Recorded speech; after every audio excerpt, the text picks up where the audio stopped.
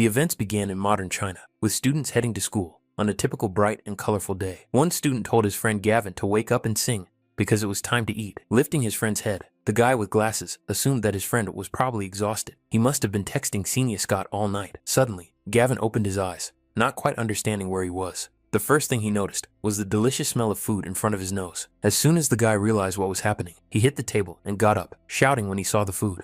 Gavin quickly began to devour the food on his plate. His friend didn't understand why he was reacting so violently and asked him to eat a little slower. For some reason, Gavin was so hungry that he also took his friend's portion and ate it right away. After quickly devouring 2 plates, Gavin exhaled, relief evident on his face. Happy to be back. Gavin couldn't believe it. He said he had been reborn. The guy next to him didn't understand what was wrong with him, sarcastically stating that he had starved to death and managed to eat his portion as well. Gavin grinned and confirmed his friend's guesses. He had indeed died of starvation in the icy apocalypse.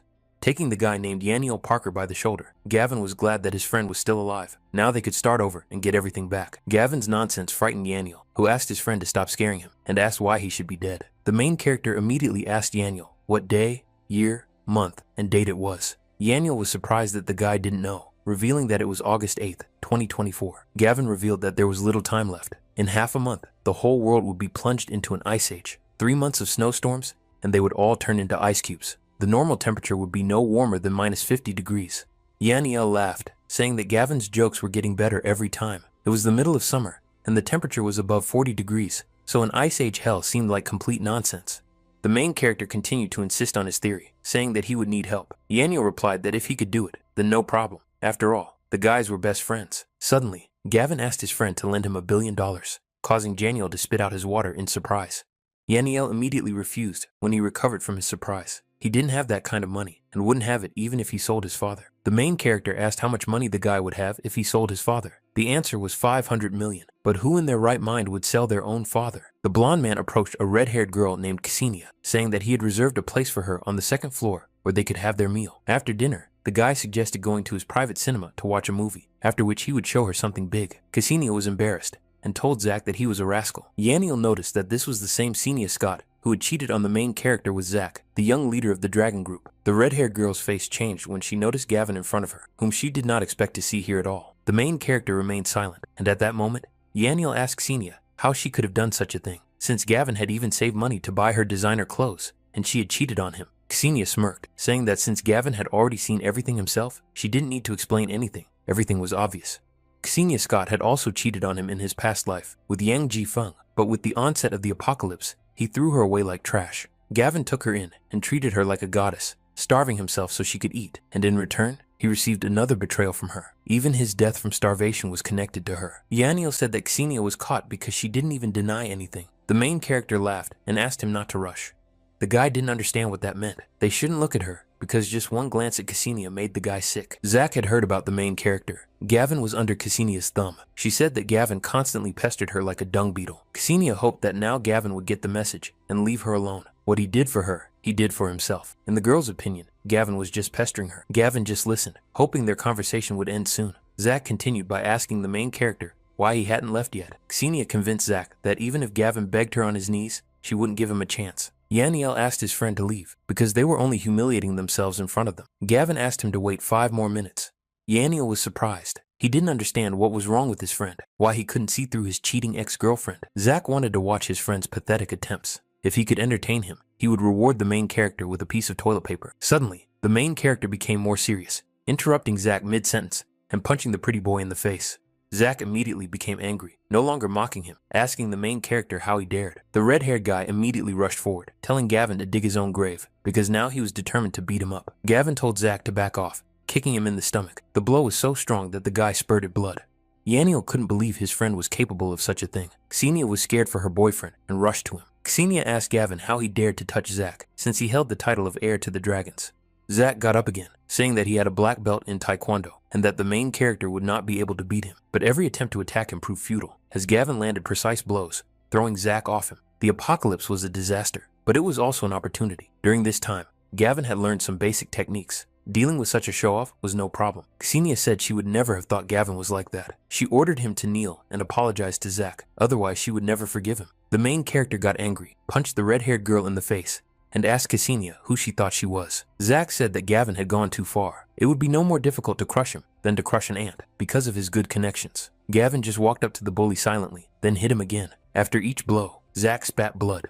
The main character took a small canister out of Gavin's pocket. Before Zach realized what he was doing, Gavin already knew everything. Gavin asked Zach if he wasn't ashamed, asking how many girls he had hurt with this thing. Zach got nervous and tried to take the spray can away, saying he didn't understand what he was talking about. The main character dodged, pointed the spray can at Zach, and sprayed him, not giving the blonde guy a chance to explain himself. Zach's eyes began to burn, and his body shook. Ksenia was worried about him, but Zach told her not to come near him. When the spray took effect, Zach's eyes were red, and he lunged at Ksenia. Using all his strength, the blonde guy started tearing Ksenia's clothes off, right there in the cafeteria. Zach was so overwhelmed by the effects of the spray that Ksenia's cries for help did not evoke any emotion in him. Yaniel didn't understand anything, and the main character told his friend that 5 minutes had passed and they could leave. Before leaving, he explained that the spray was an aphrodisiac for potency. After spraying it, a person lost their common sense and became a complete lecher. Zach always used this aphrodisiac on others, and now he used it on us. Yaniel added that this was a cafeteria, saying that someone could call the police. The main character asked him not to worry, as Zach was used to teasing girls. Some even committed suicide after that. He wouldn't dare let anyone find out about this.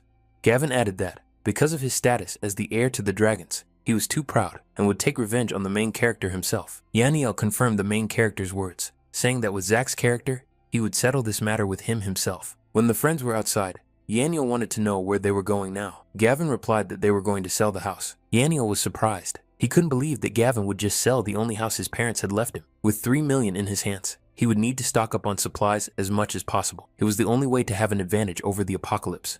After signing the papers, Yaniel added that housing prices were skyrocketing. Even if he wanted to sell it, it would be better to do so later. He didn't understand the rush. Immediately after the sale, Gavin continued to rush, and Yaniel asked him what was wrong this time. They had to spend the money. While at the supermarket, the main character wanted to buy 1,000 packs of rice flour and oil, as well as 10,000 cans of soda. The saleswoman wrote down the order, surprised by the numbers. She didn't know if Gavin was sure about such a purchase. Gavin wanted to clarify whether the store offered delivery. The saleswoman asked him not to worry. They could not only deliver, but also unload the entire order. He just had to give them the address, and they would take care of it. Gavin clarified that the Yanni family had an unused warehouse in the suburbs. The guy immediately understood that he wanted to unload all the food there. Gavin asked his best friend to lend him the warehouse and give him the address, and he would buy something else. 2 girls noticed their classmates. The pink-haired girl knew him because of the rumors about Ksenia's infidelity. Her friend added that you need a membership card at this supermarket, wondering if Gavin could afford it. The main character went to the next department, asking to add 5 more laptops from a popular company and 5 more TVS and game consoles to the list. During the apocalypse, the world will be covered in ice and snow. They will spend almost all their time indoors, so entertainment is a top priority. The saleswoman said that Gavin was now the best customer in the supermarket. The girls were shocked by such an order. 5 laptops from this brand cost at least $200,000. TVS and game consoles are not cheap either. Gavin wasn't done with his order yet. He rushed further into the store and asked the girl to pack all the appliances and down jackets. The pink-haired girl no longer considered Gavin to be poor, as he had already spent at least $1 million on his orders. Her friend had never seen such extravagance before. The girls had only one option. The main character was the secret heir to a wealthy family. The main character had spent enough, but he was basically ready for the apocalypse. Now it was time to focus on something more important. The girls turned to Gavin, saying that they hadn't seen each other in a long time, but in a few days, he had managed to become more handsome. Gavin knew that Sharon Zeller and Jolene Little were real vipers. When the apocalypse hit, they used their bodies to gather a gang of bandits and rob people everywhere. They did the same to him, stripping him naked, and Gavin nearly froze to death. Sharon asked the main character why he was silent, offering him a snack since they weren't strangers. Surprisingly, Gavin agreed, telling Yanni to pick up the order for him because he had things to do. The girls had already come up with a plan to trick Gavin. Sharon knew an expensive restaurant. The dishes there cost at least $5,000. Since he was treating them, the girls could eat their fill. The girls showed the restaurant to the main character, and he immediately realized that the dishes there were very expensive. Sharon said that they didn't come here with everyone they met. Gavin thought the dishes were too expensive, but the girls didn't give him a chance to stall for time so that they could at least place their order. Jolene ordered black gold caviar, Wagyu beef 12, and Arctic lobster, but then she decided to order everything on the menu. Sharon got drunk, saying that she liked the food so much today that she couldn't remember the last time she ate like this. Gavin confirmed that the food was delicious. He was also full, but he needed to step away for a moment. The manager revealed that the price for the dishes was $80,800. The main character approached not to pay the bill. He asked to prepare another 100 tables of the same dishes they had ordered. Gavin would come back for them in 10 days. The administrator did not want to place the order right away, but Gavin handed her his card, saying that he could pay in advance. During the apocalypse, Gavin ate only canned food until he got sick of it. To live well, you need to provide yourself with good food and enjoy it without rushing. Within 10 days, you need to find a place to store all this food. Jolene thought Gavin was stupid, but at least he knew that the bill had to be paid immediately. Sharon thought a guy like him was rare, and they wanted to take him to buy handbags for the girls. The main character took his card as soon as the order for 100 tables was placed, saying that the girls could pay for themselves. Gavin spent almost all the money from the sale of the house. He needed to earn more, which meant it was time to turn to credit platforms. The main character had already squeezed 2 and 7 million out of 36 platforms, and there were still so many options for earning money left. Sharon called Gavin and asked the main character where he was, as it was time to pay the bill. Gavin grinned and said that something had come up and he needed to go home. Sharon understood that the guy wasn't going to pay, so she asked why Gavin didn't want to pay if he had invited them to eat. Gavin asked the girls when he had invited them. They had dragged him to this restaurant themselves. Besides, they had ordered all the food, and he was not obliged to pay. Sharon yelled at him, asking how Gavin could call himself a man after that, since it had turned out to be so expensive, and the girls now had to pay. The main character had already warned them that the food was expensive, but they had ordered so much themselves, and now they were complaining about the prices.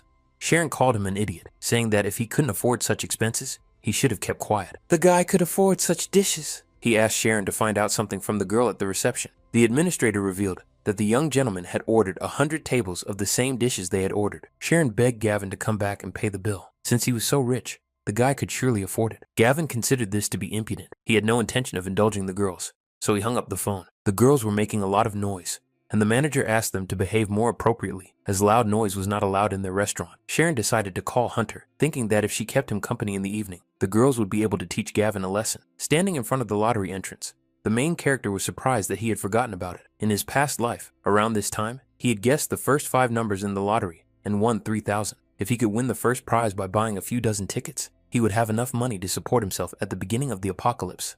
After buying the tickets, Gavin just had to wait a couple of days for the results to be announced. Gavin returned to his best friend. Yaniel was sad because the guy went to a fancy restaurant with the girls, leaving him to eat ordinary noodles and unload goods. Later, Yaniel still didn't understand the point of spending money on all this. The main character said that when the apocalypse came, it would help them survive. Many people would die of cold and hunger. Even for a small piece of food, they would agree to anything. Yaniel replied that if Gavin had been normal from the start, he would have thought the guy was crazy. But as it was, he just couldn't believe what he was saying. The main character asked him not to rush, that in a few days, his friend would believe him. As they left the warehouse, 2 guys were already waiting for the main character, asking if his name was Gavin Clark. The main character confirmed that this was his name and asked if they were Hunter Walsh's henchmen. The bald man said that Gavin had dared to hit Hunter's woman, and that meant he had brought big trouble upon himself. Yaniel immediately declared that if the men did anything, he would call the police right away. The bald man asked him to do so in order to see whether the police would arrive faster or he would break Yaniel's legs. Gavin raised his hand and asked his friend to calm down, saying that there was no need to call the police. Yaniel stated that his father was the head of Parker Buildings. They could discuss everything peacefully so that he wouldn't touch Gavin. The bald guy asked him not to worry. They weren't going to touch Yaniel. They were only interested in Gavin Clark. The thugs pushed Yaniel, and the man said that Hunter would get his skull broken for provoking them. Gavin easily dodged the bat attack, saying it was slow and clumsy. Immediately after that, the main character kicked the man in the stomach, knocking the bat out of his hands. Gavin took his bat and delivered a follow-up blow. His attacks were so powerful that the man vomited blood after each swing. The other thugs were afraid to attack him, considering the main character to be very cruel. Gavin turned to the bullies, saying with a smirk that they could all attack him at once. As soon as they rushed into battle, the main character easily defeated the entire group of thugs. Yaniel couldn't believe that this was the same Gavin he knew, because he had never seen his friend fight everyone at once before. When all the thugs were on the ground, Gavin wanted to continue the fight, but they apologized and surrendered. The main character said that if they had had enough, then each of them should transfer him 100,000, even though it was extortion. They came to cause him trouble, so a simple apology wasn't enough.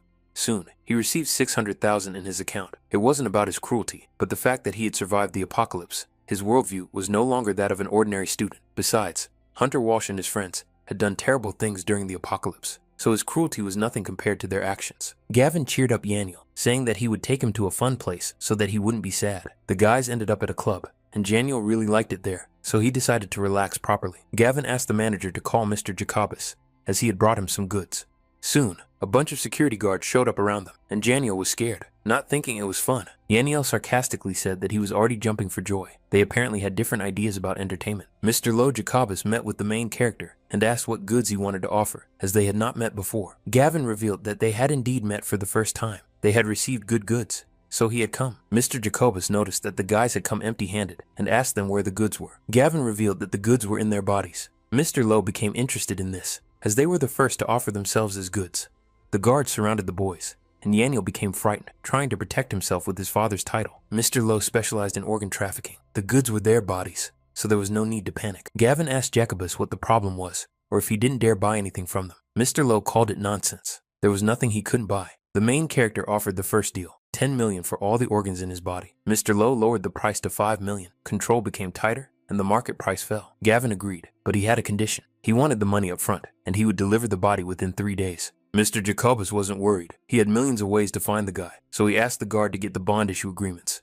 Gavin asked for 2 contracts, but Yaniel immediately started saying that he wasn't for sale. The guard put his gun to Yaniel's head, telling him to shut up and sign the contract. Yaniel was surprised by Gavin's decision. He had gone out for entertainment, and his friend had literally sold him out. Gavin asked him not to worry about such trifles, and suggested that his friend go somewhere else. Yaniel had heard of Mr. Lowe, a notorious gang leader, a real devil incarnate, with connections everywhere, who would tear the guys to pieces in 3 days. Gavin replied that he had done far worse things, and had no conscience whatsoever. Who knew how many organs he had sold over the years, or how many lives he had ruined, but in 3 days, he would be dead. Yaniel didn't believe that his friend was going to go against Mr. Lowe. He wasn't just a street thug like Hunter. His people had more guns than there were people on the planet. The main character went to a rental agency, and the girl asked if he was sure he only wanted to rent this villa, to which Gavin agreed. Yaniel ended up confused, asking his friend why he needed a villa now. Gavin replied that it had its advantages. In his past life, during a disaster, the villa was the place where the least damage occurred, and the most abundant supplies were found. It was a place where it was possible to survive, and in the end, he died there. Many people lost their sanity there. He witnessed inhuman acts committed by people and tragedies that even demons would not have committed. Since he died here in his past life, his new one would begin here as well. The administrator said the villa was not for rent, but Gavin insisted that he would double the price. The girl still didn't want to rent the villa, but Gavin raised his offer 5-fold, and even that didn't work. In the end, he decided to raise the price 10-fold and pay for the first month right away. The administrator asked him not to worry. Even if she had to humiliate herself in front of the owner, she would make him rent out the villa. Gavin had only one condition. He wanted to renovate it from start to finish. That wasn't a problem, as the villa itself was just a shell. Ksenia and the woman entered the office, and she said that the girl should grab the young Mr. Zach. Her mother's future happiness depended on her. Yaniel didn't understand what she was doing there. As it turned out, the villa belonged to Zach. Ksenia noticed the guy and told Gavin that she hadn't even settled her accounts with him, and he was already stalking her. The girl's mother decided to explain everything to Gavin, saying that a poor student from a lower class like him was of no interest to Ksenia. It was useless to try, even if he followed her to the ends of the earth. Gavin thought they had completely lost their minds. The mother was surprised that Gavin dared to insult her. She could call his school and have him expelled without any problems. The main character said they could have hung him. Now he had nothing to do with Ksenia, because he had come just to rent this house. Ksenia laughed. Gavin could barely scrape together a couple hundred for monthly rent, and the rent for this house was no less than $20,000 a month. The administrator returned. The contract was ready, and the monthly rent was $25,000. Ksenia thought that he was going to such extremes just to get her back, but it was useless. Her mother asked the girl to leave, as $25,000 a month was not enough for Ksenia's standards. The administrator said that at Mr. Clark's request, the rent would be increased tenfold, and the first month would be $250,000. Ksenia said that he was just playing games. Who could be so stupid as to raise the rent tenfold? The girls didn't believe he had that kind of money, but Gavin had already transferred the money and received the keys to the house. His mother thought that Ksenia had underestimated Gavin, but she considered it impossible since he was an orphan. The main character remembered that Yaniel was acquainted with the head of Rainbow Paradise, the largest renovation company in the city. He wanted Yanni's father to hire them to renovate the villa. Yanni didn't understand what he was up to, since he had already paid 10 times more for the villa. The main character asked Yaniel to stop asking questions and arrange a meeting for him. He would find out everything that evening. Yaniel had already done everything. Rainbow Paradise was fully booked today, but his father pulled some strings, and the company boss moved some things around to make room for a meeting with Gavin. Yaniel's father was indeed very influential, and the main character wanted to give him a whole box of noodles as a token of gratitude. Yaniel considered this gift cheap, but Gavin convinced him that his father would soon be praising this noodles.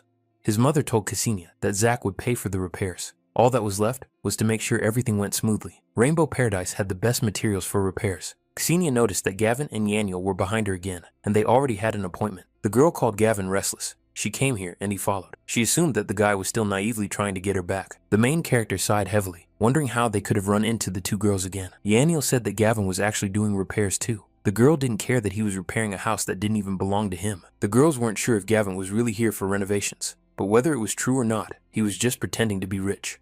The administrator noticed that Mr. Zhao had arrived, and the man wanted to know who he was meeting with. The mother was delighted that it was indeed Mr. Zhao from Rainbow Paradise. She couldn't imagine that Zack had such connections, that he could arrange a private meeting for them. The woman showed Gavin the reality. They had different statuses. They were both here for repairs, but her, Ksenia, would talk to Mr. Zhao, while he would just stand there and be jealous. Ksenia thought that Mr. Zhao wanted to meet her, so she held out her hand to introduce herself. Upon learning that the girl's name was not Gavin, Mr. Zhao pushed her away and told her not to distract him. After meeting the real Gavin, Zhao did not expect such a young guy, so he needed to discuss the details right away. The girls did not understand how Gavin could have arranged a meeting with him. Ksenia believed that it was his friend's doing, as Gavin himself did not have such connections. Upon learning that Gavin wanted to renovate the villa, Zhao stood up and said that renovating the villa was a small matter. The budget would be between 5 and 600,000, or better yet, between 3 and 5 million. That was more than enough. Mr. Zhao would ask the design director to discuss the details with him. The main character thought it would be better to discuss the details of the villa renovation with him. Mr. Zhao said he was a little busy. He only personally handled large projects. The main character considered his villa to be a major project. Zhao asked what the budget was. Mr. Zhao learned that the budget was 30 million, and the man was totally shocked. Mr. Zhao couldn't believe that his budget was not 3 million, but 30 million. The designer entered the office and asked Mr. Zhao to take care of the project, but Mr. Zhao decided to take it on himself. Mr. Zhao asked why Gavin was willing to spend so much money when he could buy an entire villa for less. Looking at the blueprints, Mr. Zhao was surprised to see that they resembled a fortress or a bunker. If the budget turned out to be insufficient, Gavin could add to it. In the entire province of Jiangnan, they were the only company capable of implementing this project. There was only one condition. The deadline was half a month. Half a month would not be easy. An autonomous water supply system, an air conditioning system with a temperature range of up to -90 degrees, a ventilation system, a filtration system, and steel plates 20 centimeters thick. It was essentially a military bunker. Even a tank couldn't break through it. Anyone unfamiliar with the subject would think he was preparing for the apocalypse. Gavin asked them to imagine that this was the case. He could pay Mr. Zhao 20 million today as an advance, plus another 5 million. The final amount would be transferred within 3 days after completion of construction. Mr. Zhao liked his attitude. He would throw all the company's resources into this project in order to build around the clock. Yaniel was surprised that this was the same renovation he had mentioned. 35 million for renovating a rented villa was crazy. Soon, money would be completely unnecessary. There was no point in saving it. Gavin asked his friend to warn his father about this. Yaniel wanted to know where he got the money, and Gavin revealed that he had taken out another 10 million in loans. It was a huge risk, because if the apocalypse didn't happen, he would never be able to pay it back. Ksenia asked Gavin if he was trying to get her attention. She wanted to know the final cost of the repairs. Gavin didn't want to answer, and her mother said that Ksenia had spent a whole million on the repairs. Her friend laughed at those figures, because Gavin had spent a whole 35 million. Ksenia laughed, saying that if Gavin had said 5 million, she might have believed him, but 35 million sounded like a lie. The main character asked Ksenia if he hadn't lied. Could she call him daddy? The girl asked him to stop pretending. She could see right through him. He sold his house, which was worth no more than 3 million. The administrator brought the contract, and Ksenia's mother snatched it from him to expose his lie. Ksenia wanted to know how cheap everything was there, but she didn't notice the change in her mother's face. The girl said that the contract was signed personally by Mr. Zhao, so it couldn't be fake. If she continued to slander their company, the woman would be held accountable. Gavin demanded that she call him daddy. The woman was surprised, saying that she was much older and would not humiliate herself like that. The main character could no longer tolerate the woman's insolence, so he slapped her in the face. Yaniel said that the woman deserved it, and Gavin told his friend that it was time to go, after which they left. Ksenia yelled that Gavin was crazy. How dare he humiliate his mother? She would never forgive him for that. The main character returned to the villa, and Yaniel didn't understand why. Gavin told his friend that he would make him believe that the apocalypse was coming. Yaniel noticed that his friend had been talking about this apocalypse for so many days that he had really gone mad. Going outside, Yaniel froze to death. It was only the middle of summer, but the evenings were too cold. Half an hour later, a star fell in the distance, and Gavin asked his friend to take a closer look at it. The real apocalypse would not officially begin for another half a month, but there were many signs leading up to it. The most obvious ones were the cooling nights and the frequent appearance of shooting stars in the sky. Yaniel was watching the stars when suddenly one of them seemed to be falling straight toward them. These shooting stars represent opportunities. Those who are fortunate enough to receive them will discover a special ability. In his past life, this area became a base for survivors because several stars fell here before the apocalypse, giving rise to several powerful individuals. One of these stars fell right on this villa. It was accidentally found by a thief who broke in. Yaniel asked his friend to run, but Gavin rushed forward, as this star was his opportunity. The main character absorbed the falling star, making his friend believe that he had died. But as he expected, Gavin gained the ability to increase his physical abilities 5-fold. Although this is a small thing in the context of the apocalypse, it is more than enough right now. The main character didn't just die, he gained a new ability and became much stronger. Yaniel looked closely, but he couldn't see any difference, so he asked Gavin to demonstrate. The main character grabbed him by the jacket and easily lifted him into the air. Yaniel didn't have time to realize what had happened. Yaniel weighed at least 90 kilograms, and Gavin easily lifted him with one hand. The main character decided to jump from the second floor, holding Yaniel in his hand, who was getting more and more scared. As soon as they landed, a shockwave rippled across the ground, but the guys were completely unharmed. Now Yaniel finally believed Gavin. He jumped from 10 meters and did not die. Ksenia saw a shooting star that fell near the house where Gavin was staying. Her mother said it would be better if it fell on his head, so he would stop bothering them. Ksenia asked her mother not to worry. Zach would be back soon. He still hadn't gotten even with Gavin for that time, and as soon as he saw him, he would make him pay. But suddenly, young Mr. Zach returned, much to his mother's delight, and immediately wanted to know where Ksenia was. Zach immediately told Ksenia to take a shower, because he had missed her very much during that time. His mother was still there, and she was surprised by his words. Zach told her to leave, so she could run the water. Ksenia asked Zach not to rush. She had news. Gavin had moved to their neighborhood. Zach was stunned. He hadn't even been looking for Gavin, and now he had dared to show up again, right in front of him. His mother told the young man that Gavin had specifically rented a villa here to be closer to Ksenia. Zach decided to call someone. He would make Gavin regret getting involved with him. The young gentleman called one of the boxers right in the middle of a match. Biao asked Zach what he wanted. Zach needed to take care of something, and he could pay 200,000 for this problem. Biao told his opponent that he had business to attend to, so they needed to stop fooling around and finish this quickly. His opponent was the king of boxing, and these words enraged him, so he decided to punish Biao. Biao rushed into the fight, and it took him only one punch to knock out the boxing king. The audience was shocked. The newcomer had managed to knock out the boxing champion with one punch. Yaniel would never have thought that humanity would face such a fate. Gavin wanted to know if his friend had decided what he was going to do. Yaniel asked Gavin to just tell him, and he would do whatever it was. The main character told him to sell his father. Yaniel revealed that his father had a lot of assets, and that he would not be able to make him believe Gavin's words. The guy added that only reserves would be important. Even if his father was the richest man alive, it wouldn't do him any good. Yaniel said that even if he beat him to death, he had to bankrupt his family. Suddenly, Gavin stopped his friend's speech, not understanding what was wrong. As it turned out, the villa was surrounded. Biao and his allies surrounded the building. People were everywhere, and the main character had no way to escape. One of the men started walking towards the door, a sledgehammer in his hands, to break down the door to the villa. As soon as he approached the door, the main character threw it open and knocked the bandit off his feet. The main character asked who he was. Biao was surprised that they had been spotted, and asked Gavin if he was a fighter. Duan Huyao, better known as Biao, one of the lucky ones who gained abilities after the apocalypse. In the early stages of the disaster, he possessed considerable strength. Compared to others who gained abilities, this guy retained a remnant of conscience and did not commit too many terrible deeds. Biao said that Zach Young told him to take care of him. He didn't want to make his life difficult, so Gavin could stand still while he beat the nonsense out of him. The main character had no intention of listening to him. Duan rushed forward, saying that Gavin was talking too much. After throwing a punch, Biao noticed that Gavin easily dodged the attack, saying it was too slow. But Biao was ready for his enemy's quick reflexes, so he decided to try again. Gavin counterattacked faster, and the protagonist's attack reached Biao's body first and knocked him back. His allies were stunned that he had actually managed to knock down the boss who had defeated the underground boxing champion. Gavin thought the enemy was giving up. Biao said that there was clearly something wrong with him, that no one had been born yet whom he would obey. Biao tried to attack again, but the main character raised his leg and knocked the boxer down once more. Lying on the ground, Biao couldn't believe he was weaker. The guy refused to accept defeat. The main character thought it would be boring if he just gave up, so Biao asked him to do something for him, and he would tell him how to save Biao's sister. Duan Hubao couldn't believe what he heard, so he asked the main character how he knew that his sister was sick. Moreover, Gavin knew that she had a serious illness for which there was no cure. He fought, risking his own life and the lives of others, and saved money from matches to pay for his sister's treatment. Biao lost his fighting spirit. Gavin knew so much. Perhaps he really did know how to save her. The main character was the only one who knew the way. To believe or not to believe, the choice was up to Biao.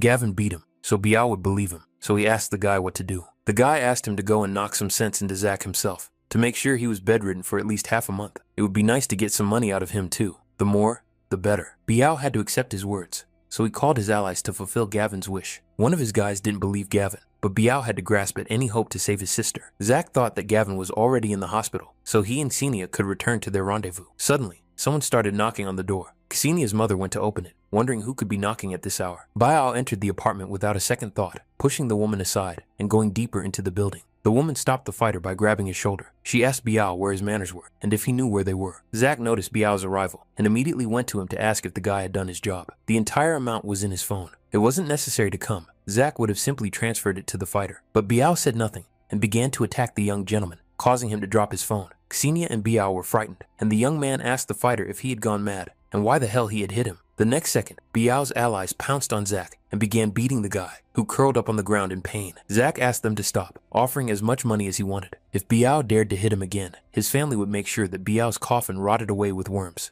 Biao ordered the beating to stop. Zach got up and said that he had made a big mistake in daring to hit him. The fighter said that Big Brother Clark had ordered them to hang Zach and beat him, again ordering the men to take the young master. They began to carry Zach away, and the young man tried to understand who Brother Clark was, assuming that it was Gavin. With his head down, Zach could only offer 10 million. A larger sum would have to be discussed with the dragons, and he would have to go there himself. In that case, Biao decided to take the largest amount possible at the moment. Yaniel wanted to know if he would go to tomorrow's practical assignment. Gavin refused. But first, he wanted to clarify where the event would take place. Yaniel replied that it was near the northern new city. The main character decided to agree anyway, as he wanted to visit that place one way or another. Biao called Gavin and said that he had already squeezed 10 million out of Zach, which he transferred to the guy. Soon, Gavin remembered that he had checked his lottery ticket. If he won, he would be able to buy a lot of things. A moment later, the main character was angry. He had remembered the numbers from his past life correctly, but the ticket was not a winner. It could have been the butterfly effect, but he dismissed that possibility. Nothing had changed. There could only be one option. The director was one step ahead.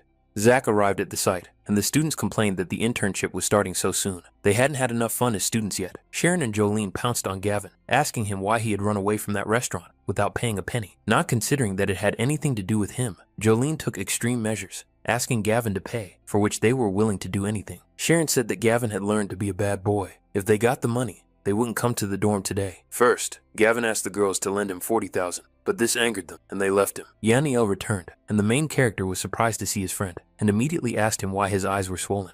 Yaniel cried. He didn't go to his father to convince him to believe in the apocalypse. Instead, he decided to cry because they wouldn't be able to have a normal conversation. It didn't work. Yaniel cried for 2 hours, and his father simply ignored him. Finally, he got tired and grabbed a steel rod, then began to beat Yaniel. The main character asked his friend not to despair and not to rush. It took him several days to believe Gavin, but his father was another matter. Consultant Chi Changdong adjusted his glasses and told the students to get on the buses. It was time to leave. Yaniel wanted water. He had eaten something salty yesterday and was now tormented by thirst, but Gavin had nothing with him. The main character's neighbor overheard the conversation and offered Gavin some water. She had heard about what had happened to him and Ksenia. She hoped that the guy had found the strength to move on. Gavin told Chi Kuitui that he wasn't sad. On the contrary, he was even happy that he had managed to find out the truth. Kuitui also heard that Ksenia had been extorting money from him, and if Gavin needed it, she could give him some. But the guy said that everything was fine. He didn't need money. Yaniel began to joke that someone had fallen into his trap. Gavin told his friend to shut up and drink some water. Soon the students arrived at their destination.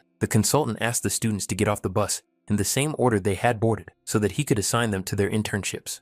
There were 3 types of internships. The best was on the 3rd floor. There, they would work on key projects. The next best was on the 2nd floor, where there wasn't as much work, but they wouldn't gain much experience either. And the worst was on the 1st floor. Students would either be simple security guards or errand boys. Simply paradise for an intern. Assistant Chi Chang began reading out the names of those who would be on the 3rd floor, including Wang Da, Sharon, and Jolene. Sharon was happy that Hunter had kept his word and pushed them to the 3rd floor. Jolene asked about the promise they had made to Hunter. Sharon noticed Chi Kuikui, who looked too pleased with herself. She was just a country girl with no connections and no past. On the 2nd floor of the internship were Bai Xiaofei, Wang Teng, Xiao Yang, and Wang Lin. Yaniel was surprised that their names were not mentioned, assuming that they had not even made it to the 2nd floor. The assistant adjusted his glasses again and said that the 3 of them, Yaniel, Gavin, and Chi Kui Tui, would be interning on the 1st floor. The students couldn't believe that these 3 were stuck on the 1st floor. Yaniel and Gavin had no choice but to accept it. The main character asked the consultant on what basis the distribution was made.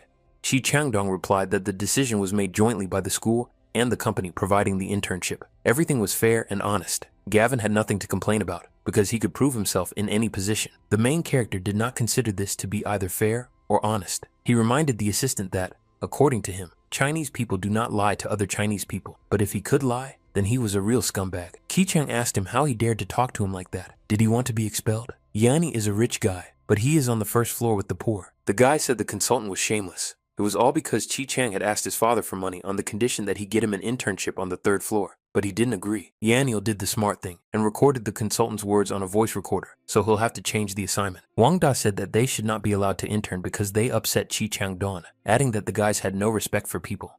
Sharon stood up for the consultant because he had tried to get them internships at this company, but they were not only ungrateful, but also picky. Wang Da thought that breaking up with Ksenia had turned the main character's head, and he shouldn't talk to him like that. But Gavin acted ruthlessly, immediately punching Wang Da in the face, silencing him on the spot. Wang Da came to his senses and became extremely angry. He rushed forward to hit the guy, saying that he had started it. The next moment, Gavin overpowered Wang Du and began to punch him repeatedly in the face for his insolence. Gavin ordered Wang Du to leave, but he turned to the consultant, after which the main character slammed him to the ground for disobedience. The man approached Gavin and told him to stop, as his teacher, ordering Gavin to stop and apologize immediately. The main character struck him with a swing and was surprised that Chi Chang dared to call himself a teacher. Chi Chang said that the main character now had big problems. He would make sure that he was expelled from the internship program and that he would not be accepted anywhere else. Gavin delivered another crushing blow, asking if it wasn't obvious that he didn't care. The main character decided to leave with his friend, suggesting that Chi Chui Tui leave as well. Sharon said that Chi Kui Kui would be left alone on the first floor, which would be uncomfortable for her. Why didn't she join Sharon? The consultant told them to figure it out themselves,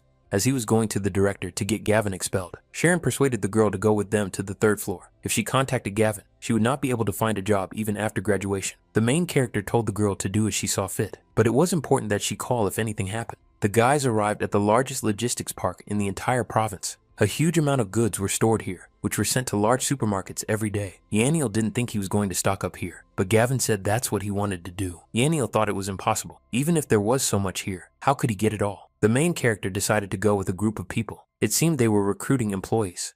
The employer said they were only looking for women and didn't need men. In order to get a job at the largest center, Gavin said they had to go back for Kui Kui. Jolene said that Hunter had just called. The girls had to hurry up and find a virgin for Mr. Jiang. Sharon didn't think it was a problem, as Kui Kui was quite capable of doing the job. The girls asked Kui Kui about her life. She replied that she had learned many things that she hadn't learned at school. After receiving thanks, Sharon said that they were classmates and had a duty to help each other. Sharon wanted to know if Kui Kui had ever had a boyfriend, but it turned out she never had. The girls wanted to introduce Kui Tui to someone, but she refused because Kui Tui just wanted to work and earn money, nothing more. Kui Tui continued to convince the girls that she didn't need to meet anyone, but the girls kept pushing her. The girls thought Mr. Jiang was a very good man, even though Kui Tui didn't want a relationship right now. The balding Mr. Jiang said that Hunter was doing a good job because the girl looked very innocent. Mr. Jiang was quite satisfied. He ordered the girls to go to the financier and get 30,000 yuan each. Sharon told Kui Tui to enjoy herself, but the girl did not want to stay with this wonderful man. The girls abandoned Kui Kui. Mr. Jiang said that if she was a good girl, she could get even more than they did. Sui Tui told Mr. Jiang that she wasn't like that, and if he didn't let her go, she would have to call the police. Mr. Jiang laughed. The police didn't scare him. He had people everywhere, so there was no one to complain to. Kui Tui was scared. She just wanted to work in peace and begged Mr. Jiang to let her go. Mr. Jiang acted cruelly, knocking the phone out of her hands and taking away her only chance of escape. He couldn't let her go. No girl who had ever walked through that door had ever left unharmed. At the last moment, before Kui Kui's phone fell, she managed to call Gavin. The main character picked up the phone and cheerfully asked Kui Kui what was wrong, because he was about to call her anyway. Mr. Jiang noticed the call at that moment and immediately destroyed the girl's phone. The man asked her to accept her fate. He liked girls as pure as Kui Kui. If she was a good girl, Mr. Jiang would turn her life into paradise. Kui Kui grabbed the nearest object and said she would rather die than agree to this. When the call ended, the main character immediately realized that something had happened to Kui Kui and that he needed to hurry. Kui Tui tried to protect herself by throwing a flower pot at Mr. Jiang. The man became angry, approached the girl, and hit her in the face, saying that she would regret it. Gavin approached the entrance to the building. The security guard was not going to let them in, but Yaniel asked if he recognized the young gentleman. Gavin pushed the guard aside and immediately began to enter the building, stunning the man. The guard assumed that the young man was Mr. Jiang's son. He gave orders not to disturb him, as he had important business to attend to. The main character said he was Mr. Jiang's father, so he didn't want to wait any longer. When the guard realized what had happened, he said they had a problem and called security. Jolene and Sharon walked down the hallway, thinking that Mr. Jiang was having a good time with Kui Kui. Gavin wanted to know where Kui Tui was. Sharon said that he didn't practice here, so he shouldn't be interested. The girl asked the main character to look around and understand where he was. This was no place for his antics. The main character was already at the end of his tether, unable to take it anymore. He hit Sharon. Next, Jolene fell victim to his hot hand, and Gavin struck both girls without mercy. The main character's expression darkened, and he asked the girls again where Kui Kui was. Sharon had to take Gavin to Mr. Jiang's office, where Kui Tui was.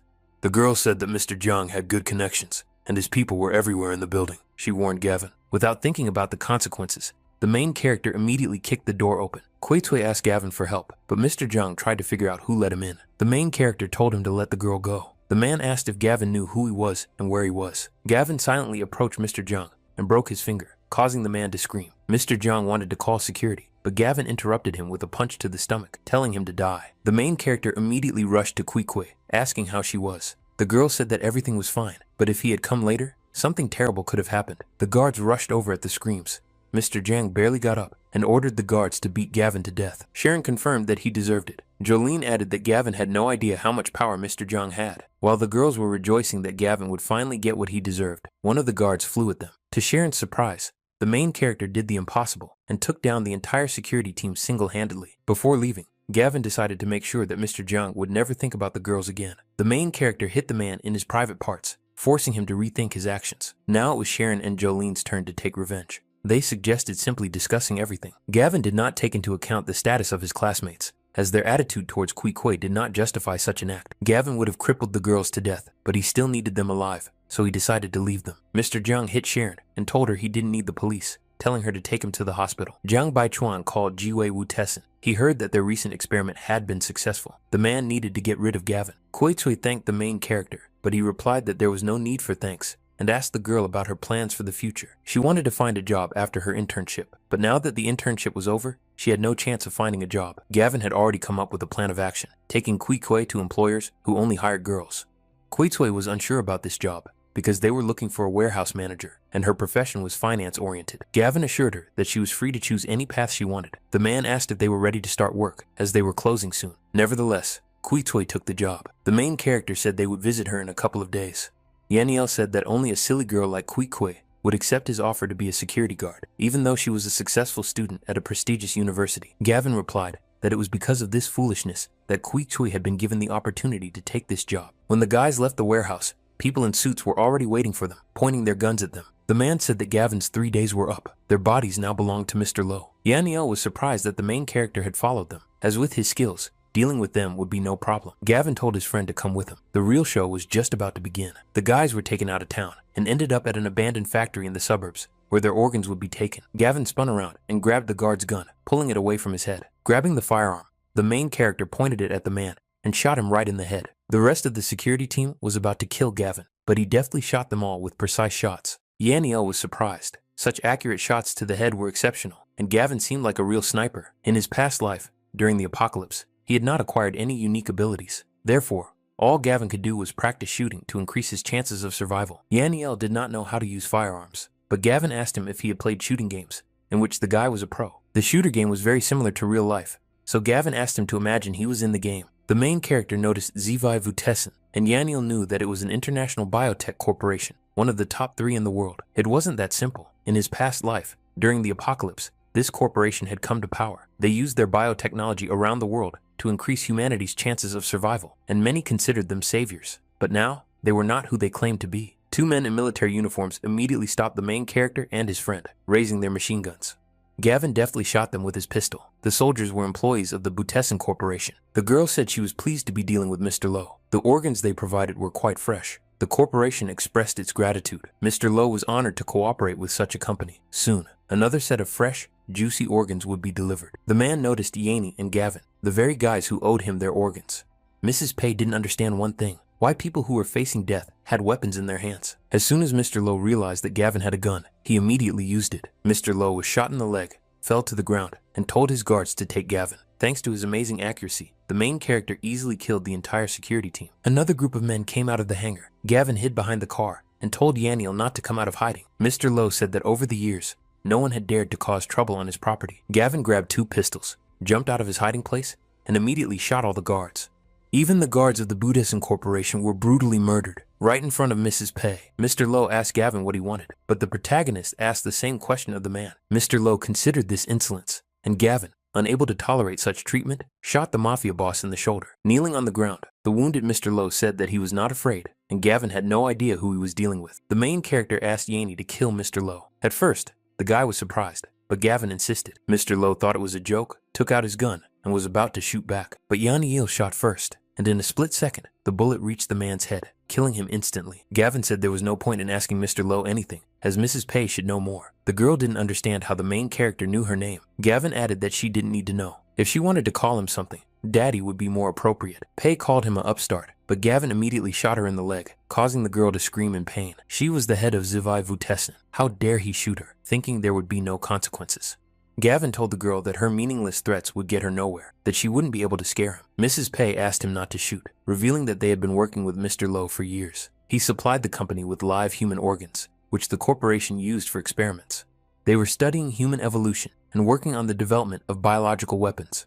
Mrs. Pei could prove everything, but Gavin already knew it. The god mantis was created by the Vutessen Corporation, using resources from Lowe. Gavin had always thought that Zivai had only started working after the apocalypse, but he couldn't imagine that they had been doing this before. The girl was surprised. God Mantis was a top-secret project, and there was no way Gavin could have known about it. Pei suggested that the young man cooperate with them. He was quite capable, and the girl would take them into the Vutessen Corporation. They would have more money and power than the guy could ever dream of. The main character was not interested in this. He pointed his gun at Pei, but she said she could be useful. In fear, the girl resorted to desperate measures, saying that she had a talented mouth. Gavin shot her, saying that she couldn't even stop a bullet. Her mouth was useless, just like Mrs. Pei herself. The main character spent some time searching and finally found an access card to the corporation's headquarters. Mr. Zhang soon learned that something had happened to Jiwei Vutessen, and there was nothing they could do. The man was one of the investors in their rotten corporation, and they had hidden the information from him. A guy entered Mr. Zhang's office. It was Hunter, whom he had been waiting for a long time. The man said that Hunter had to take care of a guy named Gavin. Hunter asked Mr. Zhang not to worry. He already had a knife sharpened for him, but he just didn't have time to deal with Gavin. The main structure of Gavin's villa had already been reinforced. Mr. Zhao didn't want to brag, but even a tank couldn't break through it now. Next on the list was interior renovation, ventilation system, heating, direct channel to underground water, and so on. The builders worked around the clock. The work would be completed in about a week. The old woman entered the villa and learned that Gavin had recently moved into her neighborhood, revealing that she was Aunt Lou from the neighborhood committee. Auntie suggested that the main character join the neighborhood chat group to stay up to date on events. Gavin agreed, and Lou noticed that he had a lot of boxes from the materials and asked if she could take them. The main character didn't need them, but it was inconvenient to go there now, so he could pick them up later. Lou said she could take a cart and take them away. Gavin asked her not to go there. The repairs were still in progress. Lou asked why the guy was so greedy. She just wanted to take the boxes. Gavin stopped her and offered to bring the boxes over during the week. Auntie refused, saying someone might buy the boxes, so she wanted to pick them up now. Lou asked why the guy was so rude. Gavin replied that it was a small town, so nothing big could happen here. The aunt believed that children these days had no respect for adults. They lived in the same neighborhood and should help each other. Zach Young appeared before the one-eyed dragon and his gang, offering the guy $500,000. The dragon considered the young gentleman too kind. They were part of the dragons and would definitely serve him. Zach told the dragon to take the money and revealed that his only task was to wipe Gavin off the face of the earth, leaving no trace behind. The guy guaranteed that he was a professional killer who would do everything tonight and that he would never see Gavin again. Zach smirked. The main character had no idea how much power he had. He would kill him with a wave of his hand. When evening came, the subordinate told his boss that Gavin was staying at a hotel. He was quite wealthy and had chosen the presidential suite at the hotel. The dragon asked the guys to keep up, watch his every move, and not let the kid get away. Since the day of his rebirth, everything had gone according to plan. The most important points would be completed in these 3 days.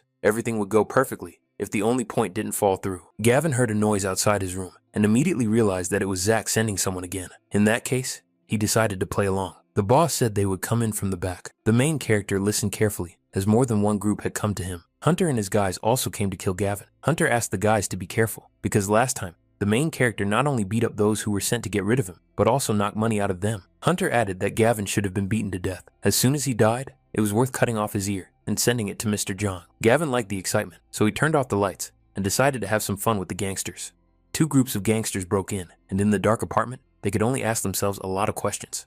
The one-eyed dragon thought Hunter was Gavin, so he pointed his gun at him and told the guy not to move. Hunter responded in kind, and the dragon was surprised that he was being defiant. Hunter asked him if he had read the wrong script, as he was supposed to be the one talking. The gang started shooting at each other in the dark apartment, not realizing how many enemies they had already killed. Gavin left the apartment at that moment, noticing that the enemies were playing like little children. The one-eyed dragon thought they had managed to defeat their enemies, so he turned on the lights in the apartment. Hunter was still alive, and he immediately recognized the dragon and asked the one-eyed guy what he was doing there. The dragon asked Hunter Walsh what the hell had brought him here and where Gavin was, but Hunter was wondering the same thing. 3 days later, the main character met with Yaniel, who handed him something. Yaniel revealed that Chi Changdong had used his connections to expel him from school. The main character sighed, thinking that something serious had happened. Against the backdrop of the apocalypse, a diploma was meaningless. Yaniel couldn't stand his smug grin, because the counselor had been gloating over him in the group chat. Ji Changdong claimed that Gavin Clark had caused a disturbance and attacked a teacher. He reported this to Principal Lee, who decided to expel Gavin from school. Gavin wrote a response,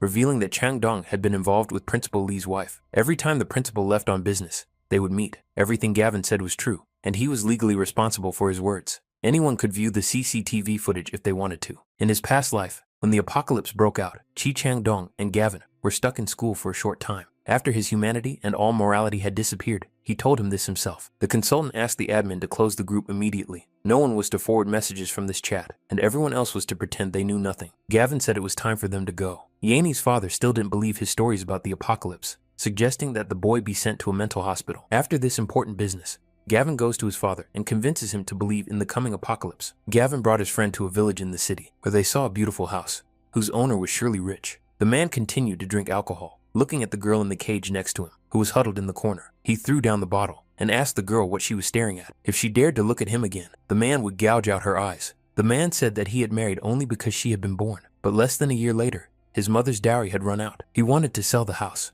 but first, he wanted to sell the girl. She may be small, but she would fetch enough money for several bottles.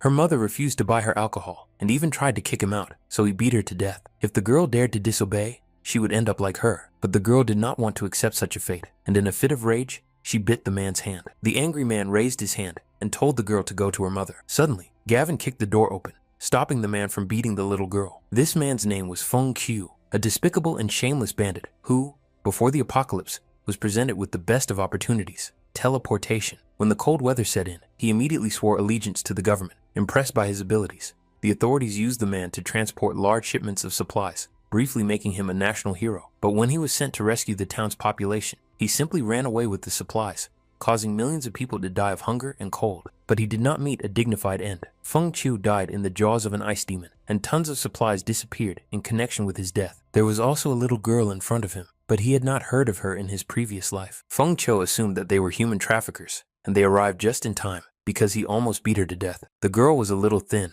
but she had a cute face. Yaniel called Feng Qiu a pig, and the man called him a simple merchant and was about to hit him. The man wanted to rush into battle with a bottle, but Yaniel shot him right in the leg with a pistol. Yaniel did not reveal his identity, saying that he would not let a creature like him get away. The girl got there before the guy, grabbed the bottle, and smashed it over the man's head. And again, the girl decided to vent all her anger by beating Feng Qiu with the broken bottle. Yaniel wanted to stop her, but Gavin asked him to let the girl do what she wanted. It must have been too hard for her, living in a cage. Her father's hatred. If the girl didn't let off steam, her life would be completely ruined. The girl beat the man to death, and there was not a trace of pity on her face. People like him deserve to die. Gavin said they were almost late. He decided to go to the roof, asking Yanni to wash the blood off the girl and calm her down. The star was flying straight at the main character again, which was a great opportunity before the apocalypse. There was even more space in his teleportation dimension than Gavin had expected, a place the size of 10 football fields. From the roof, the main character noticed a police car right at the entrance to the building. The man said it was here. Feng Qiu told him to come here. He wanted to sell him the girl. Yaniel tidied the girl up, admitting that she was indeed a pretty and obedient girl. There were cops outside. The guys had guns, and there was a body lying on the floor. Gavin asked him not to panic, as everything would have been more complicated before that moment. But now, thanks to his ability to teleport, Feng Qiu's body quickly disappeared right before Yanni's eyes. When the police and the suspect burst in, the man did not notice Feng Qiu inside. The main character admitted that his name was Gavin. He was a distant relative of this girl, so he had come to check on her. The police officer approached the girl and asked her not to worry, asking the young lady's name. The girl's name was CC, and the police officer asked her if she knew Gavin or Yaniel. Sai confirmed that he was her relative. Her mother had once mentioned Gavin Clark. The policeman decided to leave, asking the kids to let him know if they had any clues about Feng Qiu's whereabouts. Yaniel almost forgot about Cici. He didn't know what would happen to the girl after her father's death. The main character suggested that she go with them, and she agreed. It would be better that way. She wouldn't survive the apocalypse alone. Gavin allowed the girl to go with them, but there was no place for idlers. He asked if the girl knew how to cook noodles. Cici had this skill, so the main character welcomed her into his gang. Gavin went with his friend to his father's villa, and Yaniel said that he was still a little scared. The main character added that there were 3 days left until the apocalypse. They had to kill his father, no matter what. The man asked if the boys had nothing better to do. He told them to get out of there. Yaniel told his father that Gavin wasn't lying. If they didn't act now, it would be too late. His father reached for his cup of tea, but right in front of his hand, the cup disappeared, causing the man to freeze. The man considered it a simple sleight of hand, nothing more. He had seen it all before, so Gavin would not be able to deceive him. The next second, the sofa the man was sitting on vanished, and he fell. The main character hoped that this would convince him. The man grabbed the table but Pan Jin-ja still didn't believe the boys. They were still too young. But even the table disappeared, and Pan Jin fell to the floor again. Gavin was sure that this would be enough to win the man's trust. He got up and said that if everything in this room disappeared, then he would believe the main character. Soon, the room was indeed empty. Pan Jin was shocked and couldn't say anything. Suddenly, his father turned around and slapped Yanni with a swing, causing his son to wonder why he had been hit. Feeling a burning sensation in his hand, Pan Jin realized that he was not asleep and that everything that had happened was real. With 2 days left before the apocalypse, Yanni said that his father had transferred more than 700 million. Gavin said they should split up. Yanni should buy supplies and focus on warm clothes and other things that might be needed in cold weather, while he would inspect the villa and buy weapons. Mr. Zhao stated that the construction and renovation of the villa had been fully completed. The project was carried out exactly according to Gavin's wishes. The main character was more than satisfied. Mr. Zhao worked hard, so he thanked the man. Mr. Zhao said that this was the most difficult project his company had ever undertaken. He personally supervised the entire process. The man would not be exaggerating if he said that even if the apocalypse came with sufficient supplies, they could live here until the end of their days. Gavin would transfer the rest of the money to the man as soon as possible. Before leaving, he told Mr. Zhao not to leave the house for the next 2 days and to stock up on food. According to him, the strongest typhoon in recent years was approaching. Mr. Zhao believed the young man. He was quite tired, and it would be a good opportunity to rest. Yaniel brought him supplies. He bought only the best and most expensive ones available. Gavin asked him to bring everything to the villa, where he would store the supplies in the safest place. Aunt Lu noticed the staggering amount of supplies on Gavin's villa grounds. Noticing a box of sweets, the grandson told his aunt that he wanted to take some candy from his supplies. Yaniel said they had a problem. He couldn't spend all the money because the guy hadn't spent 100 million yet.